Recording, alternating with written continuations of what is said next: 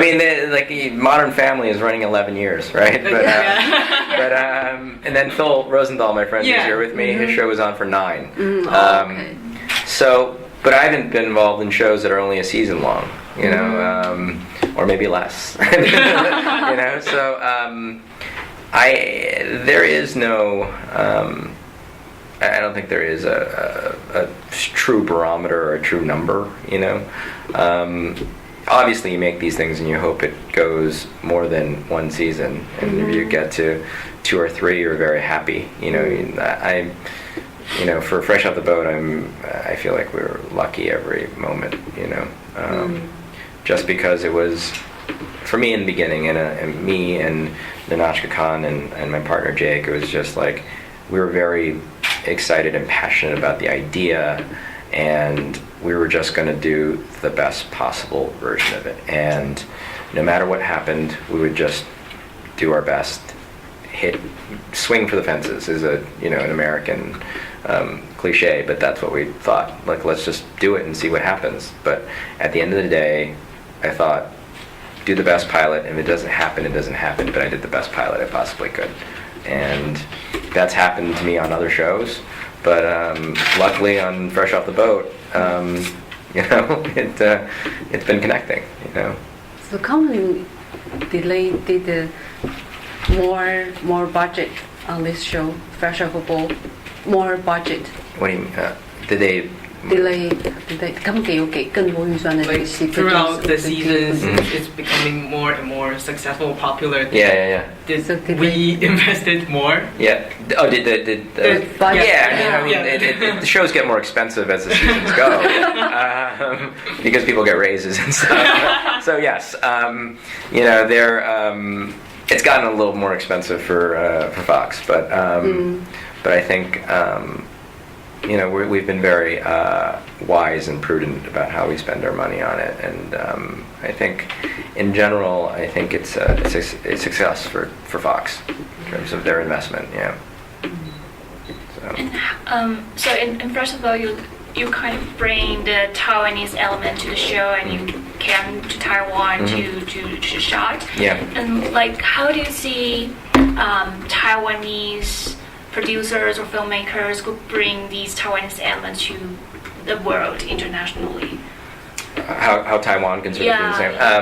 Well, I think, you know, Taiwan has a very distinct sort of point of view and place in the world, you know, and I think sort of politically, society-wise, like it's something that could inspire a lot of characters and just thought and stories. And I think as Taiwanese filmmakers, you would do the opposite of what we've done, right? Which is we're an American, it's an American show with an American point of view, but, you know, it's inspired by Taiwan.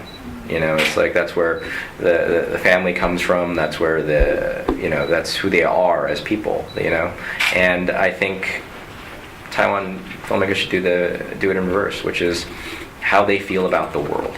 You know, the world through the eyes of a Taiwanese person. You know, I think is the large philosophical thing I would say to Taiwanese filmmakers.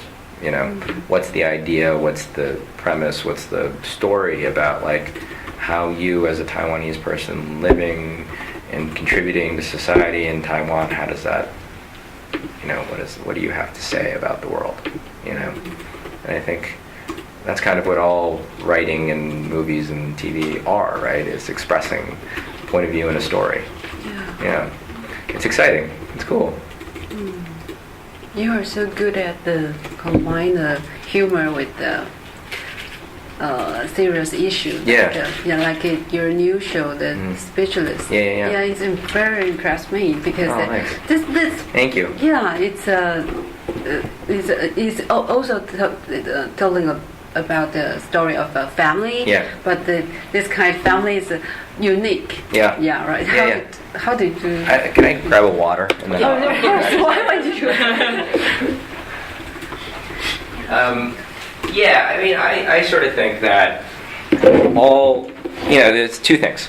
I've always said when people are, or not me, I didn't say it, I can't say it, but I've heard, and I agree with this, which is when people are laughing, they're the most comfortable, Yeah. right? And the most willing to listen to you. Yeah. I think what might have been my brilliant partner, Nanachka Khan, who said it, but or maybe she heard it from somebody else. There's somebody said it, and they're brilliant. But that's the basic idea, right? When you're laughing, you're having a good time, and you're willing to listen and accept. Yes. And I personally think a balance of humor and issues, that's when you get your message across. But also, the best humor comes from drama and hardship and struggle and all that stuff, because you find a way to sort of deal with it, deal with whatever trauma you're dealing with. And that's funny. It's a very thin line, right, between being hurt and upset to laughing and enjoying yourself. It's both very strong, authentic emotions. And I enjoy sort of working on projects and working with people who, find humor in struggle. And it's a sort of human coping mechanism, I think, that is authentic and real. And in the case of Speechless, like Scott Silveri and I had been talking about, he's the creator of the show, had been talking for a long time about doing something together. And one time we had lunch in LA, and he told me the story about growing up, and his brother picked on him all the time. It was like a bully to him. And he was telling all these stories, and the last thing he said to me was, and my brother's in a wheelchair, and he has cerebral palsy. And I thought, that's the last thing he said. The rest of it was like relatable stories about two brothers growing up and being picked on and blah, blah, blah. And it wasn't until the last detail. And I thought, philosophically, that's a show. Because the show shouldn't be about him being in a wheelchair. It's about him as a person. He just happens to be in a wheelchair. In a way, I sort of saw it like I saw Fresh Off the Boat, which is, it's a story of a family. They just happen to be Chinese Taiwanese in America in the 90s. That's the point of view, But the rest of it is very relatable. It's a family show. Your mom's one way, you and your brothers fight. It's all universal, So yeah, I love humor in that way, I think it's sort of, there's a lot of us sort of grow up being,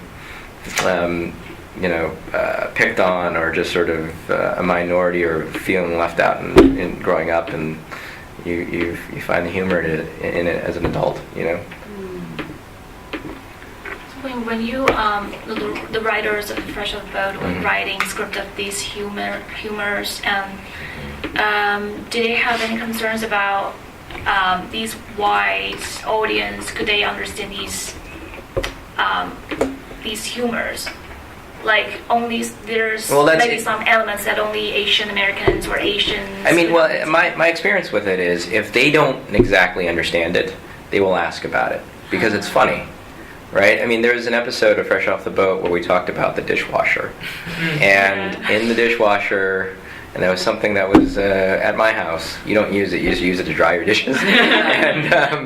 and I remember there was a lot of people who didn't experience it, called and would ask, is that what happens? Yeah. And they learned something, right? So I think that's what I mean. Be specific about it, and people are laughing about it. They will